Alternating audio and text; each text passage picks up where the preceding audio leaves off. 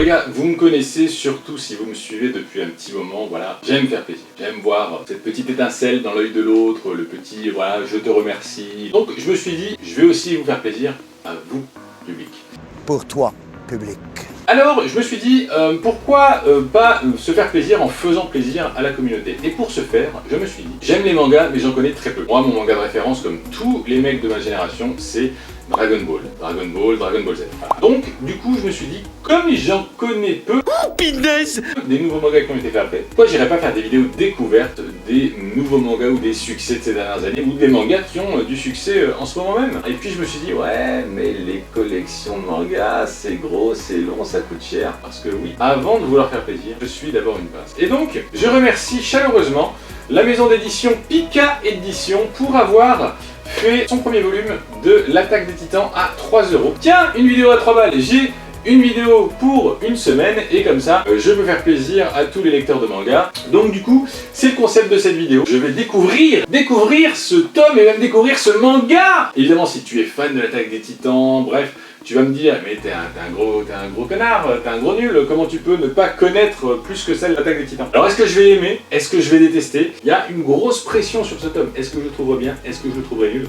Dites-moi en commentaire si vous, le tome 1, vous l'avez aimé. Dites-moi si vous connaissez, si vous aimez l'Attaque des Titans. Je vais le lire et ensuite je vous dirai mon avis global en quelques phrases sans vous spoiler rien. Et après on fera l'histoire en entier. Et alors là, il y aura du spoil, il y aura, voilà, on reparlera de personnages précis, d'événements précis. Donc tout de suite, je lis l'Attaque des Titans tome 1. Coupe la caméra. Je ne la rallume que lorsque j'aurai fini ce tome. Ah oui, et pendant ce temps, vous avez le temps de vous abonner, de liker, de mettre des commentaires, de commenter les précédentes vidéos, même de liker les futures vidéos, enfin bah, tout ça pour faire l'algorithme YouTube.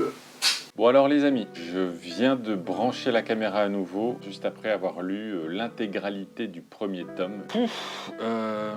Je pense que je me suis pris une petite claque quand même, c'est vraiment bien. Il y a de l'action, on est plongé dans l'histoire, on a le sentiment d'être plongé dans l'histoire et de la voir se dérouler devant nos yeux. On comprend les scènes d'action, ce qui n'est pas forcément le cas de tous les mangas où c'est parfois pas dessiné de façon optimale pour bien comprendre les séquences d'action. Il y a aussi un découpage narratif qui est très intéressant. Il y a la mise en place de la motivation des personnages principaux sans que ça prenne trop de temps, sans que ce soit trop larmoyant. Il y a l'exposition des personnages principaux, des questions sur certains personnages. On a l'impression que certains qu'on ne nous dit pas tout sur tous les personnages. Et ça, c'est très agréable parce que ça veut dire qu'il y a des choses à découvrir par la suite. On se pose des questions. Et c'est ça qui fait qu'on a envie de continuer. On se dit, tiens, mais il y a ça. On a l'impression de percevoir un ou deux petits détails. On se dit, tiens, ça veut dire quoi, pourquoi ça, etc. Il y a à la fois un objectif au long cours et un objectif à court et moyen terme qui est qu'on a envie de suivre, qu'on a envie de comprendre. Et enfin, bon, je vais arrêter à la partie no spoil sur ce point-là. Il y a aussi le fait qu'il y ait des explications techniques à certains moments de l'histoire. Et en fait, les explications techniques permettent de comprendre le contexte de l'histoire et les enjeux de contexte des pages suivantes. Et donc ça s'est fait de façon très intelligente. Donc là, je viens de vous parler sans spoiler de ce que j'ai pensé du manga. Maintenant, je vais redérouler l'histoire et je vais dire ce que j'en pense. Alors les premières pages, bon, flashback, on comprend qu'il y a eu un problème dans le passé avec les titans, donc des énormes créatures qui ont tué l'humanité. L'humanité a eu comme solution de se réfugier, de créer des villes derrière des immenses murs de remparts de 50 mètres de haut. Ils ont créé plusieurs murs comme ça. Il y a des villes derrière plusieurs murs. Donc c'est dans ce contexte-là que commence le manga. On nous présente Eren et Mikasa, frères et sœurs. Donc on a Eren en fait qui a comme but dans la vie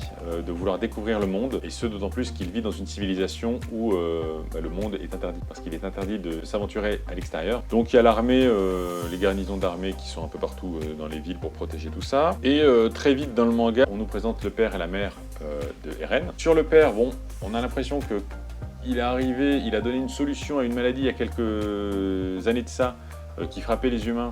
Une solution qui, comme si c'était un miracle. Et là, en fait, plus tard dans le manga, il va disparaître comme il était venu.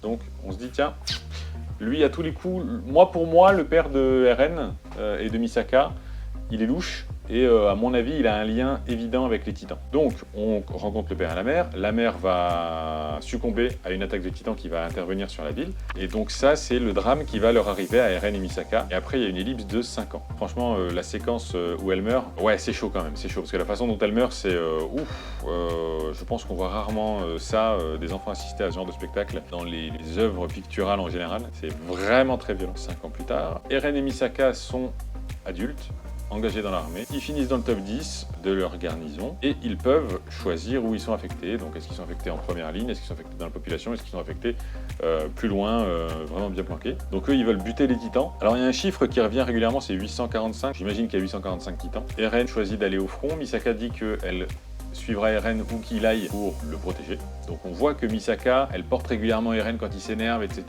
On sent qu'elle a, mine de rien, elle doit avoir une force incroyable. On là à se dire, tiens, où est-ce qu'on ira dans la garnison, etc. Il y a une attaque du même titan de 50 mètres de haut qu'il y avait eu 5 ans avant. Donc là, Eren, il essaie de l'attaquer, et au moment où il va le tuer, en lui plantant son épée dans le cou, le titan se dissout, disparaît. Il y a encore une attaque, il leur est demandé d'aller défendre contre une autre attaque, et là, ils y vont. Eren voit plusieurs autres de sa promotion mourir, il va les défendre, il se fait attaquer, il se fait bouffer une partie de la jambe, et derrière, Armin, la meilleure amie du duo Eren-Mikasa, qui est sur le point de se faire bouffer, donc lui, il va y aller, il va la sauver, il va la sortir de la bouche du titan, mais le titan referme la bouche et qui est son bras qui est pris entre les dents. Donc déjà, il a une jambe en moins, là, il risque d'avoir un bras en moins. Ça se termine avec Mikasa qui se retourne avec cette tête de badass, comme ça. Donc là, on se dit, soit Eren est mouru, et en fait, c'est Mikasa le véritable personnage principal, soit Eren n'est pas mouru, et Mikasa va venir le sauver, et Eren aura un truc genre un bras bionique, comme dans Full Metal. Soit ce sera complètement autre chose. Ça laisse énormément de questions, ça laisse aussi énormément d'envie de connaître plus sur les personnages, sur les enjeux, sur ce qui va se passer derrière. On se doute à un moment donné qu'il va y avoir une exploration du monde extérieur. Moi, je pense qu'il va y avoir désobéissance des uns des autres, et qui vont, à un moment donné, sortir, découvrir le monde extérieur. On va en savoir plus sur Mikasa, probablement découvrir des choses sur le père de Eren et Mikasa. Et en tout cas, il reste énormément de choses à savoir sur les titans eux-mêmes, parce que finalement, on se rend bien compte dans ce premier tome que l'humanité en connaît très peu sur les titans, et que donc, un des enjeux, ce sera aussi de mieux les comprendre. Et Eren, par exemple, dans ses premiers combats avec les titans, il voit qu'il y en a certains qui sont quand même dotés d'intelligence, etc.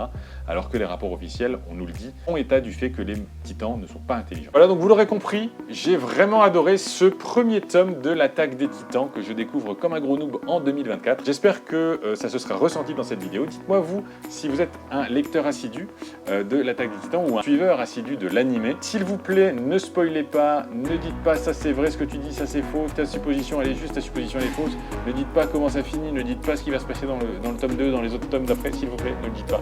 Ce serait vraiment méchant, parce qu'en plus, moi je lis tous les commentaires, donc forcément je les lirai, donc forcément ça me gâchera le truc. Puis par contre, si vous avez soit la même curiosité que moi, soit que vous aimez tout simplement partager votre passion de l'attaque des titans sans spoiler, eh bien n'hésitez pas à le faire. Ce sera avec grand plaisir. Je vous annonce déjà qu'il y avait le tome 2 qui était aussi à 3 balles. Donc je l'ai. Donc il y aura une vidéo sur le tome 2. Si vous avez d'autres conseils manga, si vous avez d'autres conseils tout court à me donner sur le manga ou sur autre chose, n'hésitez pas à le dire en commentaire. J'espère que cette vidéo vous aura plu. Si c'est le cas, n'oubliez pas de vous abonner, le petit pouce bleu, le commentaire, tout ça, de me faire des bisous. Et quant à nous, on se retrouve très vite. Je vous souhaite une bonne journée, une bonne semaine, une bonne année, une bonne vie. Je vous fais des gros bisous. C'était Jarod. À plus tard. Ciao.